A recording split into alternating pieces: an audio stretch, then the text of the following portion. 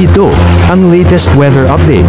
Alamin ang pinakasariwang ulat panahon ngayon dito sa Information TV Educational Channel.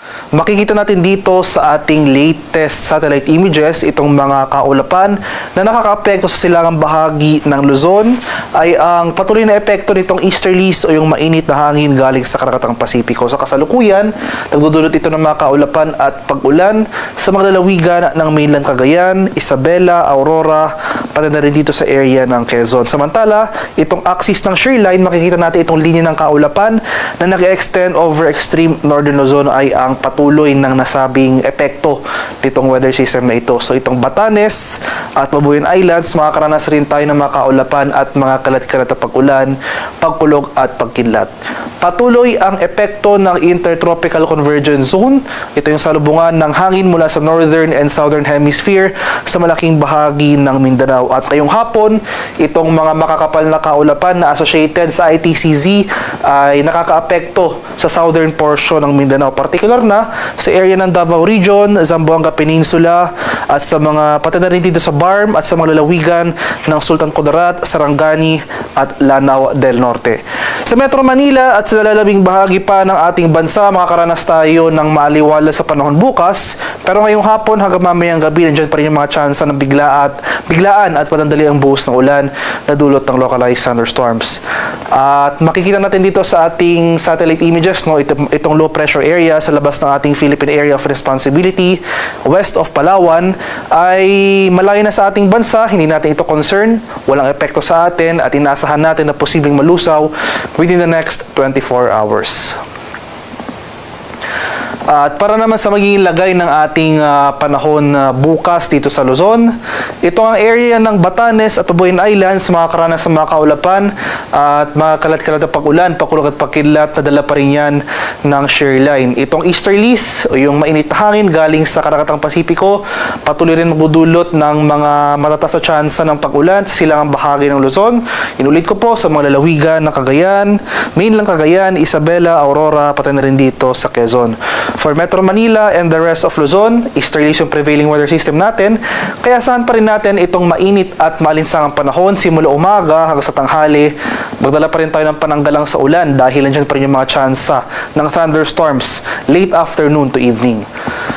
Sa bahagi naman ng Palawan, Visayas at sa Mindanao, unti-unti na mababawasan yung epekto ng ITCZ over Mindanao bukas.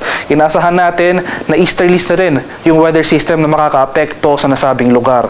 At dahil sa pag-atras o yung paghina ng epekto ng ITCZ over Mindanao, improving weather conditions ng ating inaasahan over southern Mindanao area.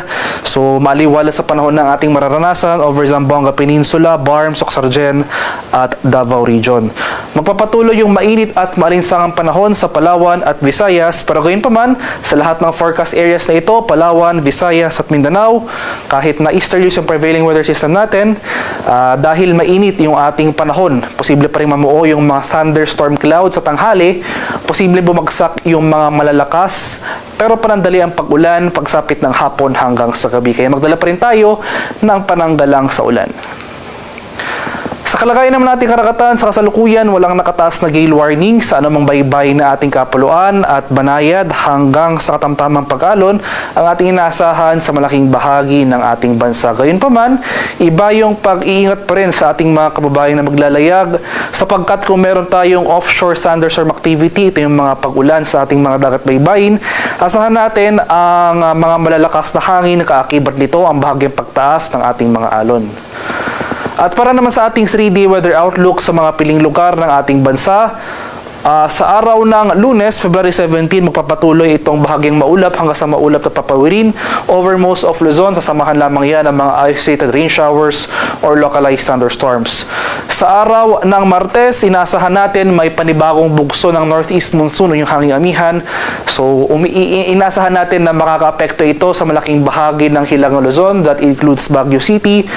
Asahan natin na bababa yung tsansa ng thunderstorm activity over this area at maliwala sa panahon pa rin sa araw ng Tuesday at may mga mahihinang pag-ulan over northern Luzon. Magpapatuloy yung tsansa ng thunderstorm thunderstorms sa rest of Luzon area. Pagsapit naman ng Miyerkules, mataas sa tsansa ng kaulapan at pag-ulan na dala ng amihan ang ating inaasahan sa malaging bahagi ng hilagang Luzon. So that includes Cagayan Valley and Cordillera na kung saan itong Baguio City ay nandun po.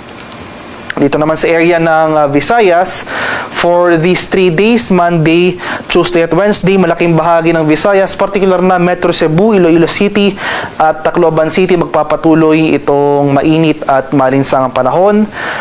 Generally, fair weather, pero nandyan pa rin yung mga tsansa ng thunderstorm sa hapon hanggang sa gabi. Dahil sa epekto ng easterlies sa araw ng Miyerkules, itong bahagi ng Eastern Visayas, particular dito sa Tacloban City, makakaranas ng mataas na tsansa ng makalat-kalat na pag-ulan, pagkulog at pagkidlat. Sa bahagi naman ng Mindanao, dito sa areas ng Metro Davao, Cagayan de Oro City at Zamboanga City, gayon din po ang ating inaasahan. Monday and Tuesday, magpapatuloy itong maliwalas sa panahon. Starting tomorrow, mababawas ng epekto ng ITCZ.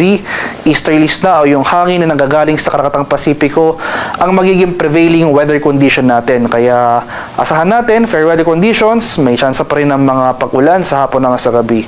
Pero pagsapit ng Miyerkules, inaasahan natin ang posibleng muling epekto nitong Intertropical Convergence Zone.